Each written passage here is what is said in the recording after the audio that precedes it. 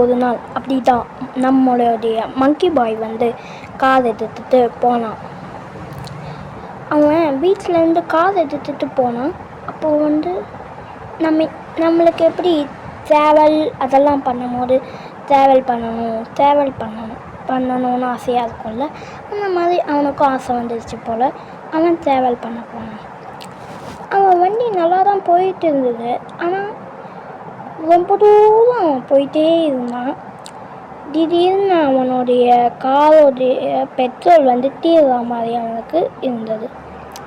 அதனால் அவன் என்ன பண்ணான்னா, வண்டியை அங்கேயே நிறுத்திட்டு பெட்ரோல் வாங்க போகலாம் அப்படின்ட்டு இறங்கி போயிட்டான்.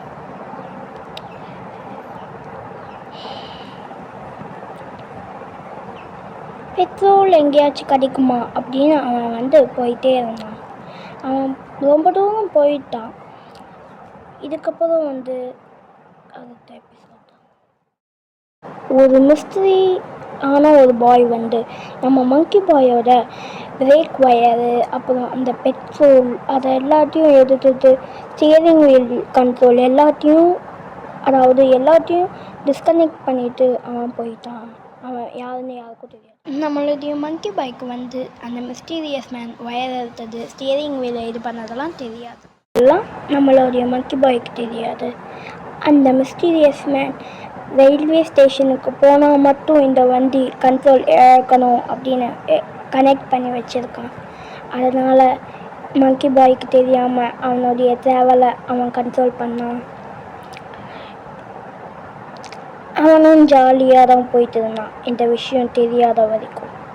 அவனுக்கு எப்போ தெரியும்னா, ரயில்வே ஸ்டேஷனுக்கு போனதுக்கப்புறம் தான். அவன் போகிற வரைக்கும் அவனுக்கு எதுவும் தெரியலை. மங்கி பாயும் எப்படியோ சுற்றி அந்த ரயில்வே ஸ்டேஷனுக்காக வந்துட்டான்.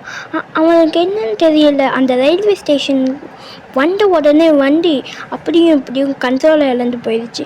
அவனுக்கு பயம் ரொம்ப வந்துடுச்சு.